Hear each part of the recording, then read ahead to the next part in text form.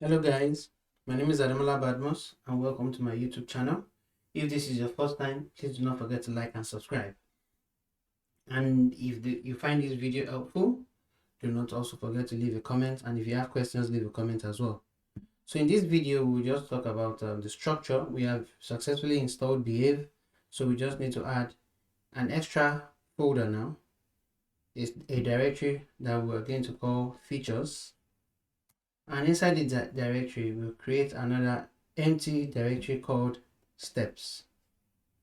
So this basically just does everything for us. So we can create files into this. So in the steps directory, I'll create a Python file. Let's just call it test steps. I really suck at giving names. And in the features folder, we'll create a file with a feature extension. So we call that, hold on, let's call that, since we have a lot of user journeys, so let's call it user journeys dot feature.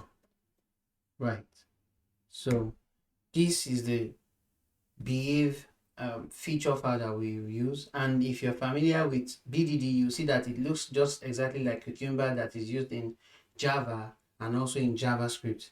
There's actually no difference in it. And so just extend this video a bit, let's talk about what BDD brings to the table. BDD to me, and in simple terms, is like an advancement of TDD. It still writes the test in units, but it only explains everything that goes on in each of the units. So each scenario is a unit test. It's a unit on its own.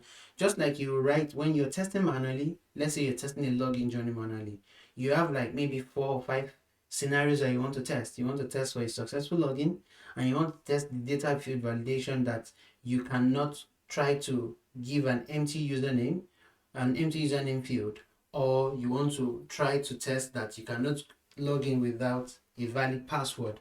Those are scenarios that if you are done using TDD would probably be a block of tests in a particular test method.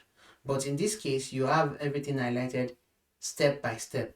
The advantage that this brings is that if you have non-technical people in the team, first and foremost, it makes it inclusive for them. They are able to understand what goes on without having to understand your code. They can look at the Gherkin syntax, which is like an English readable mnemonics that will be written that would help us understand what has been written in the code.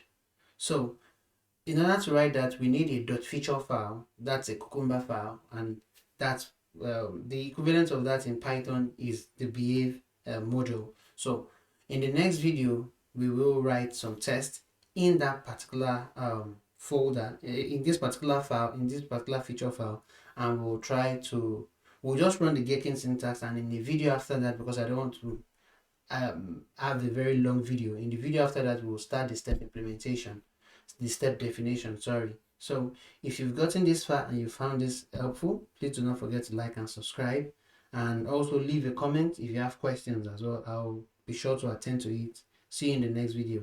Bye bye.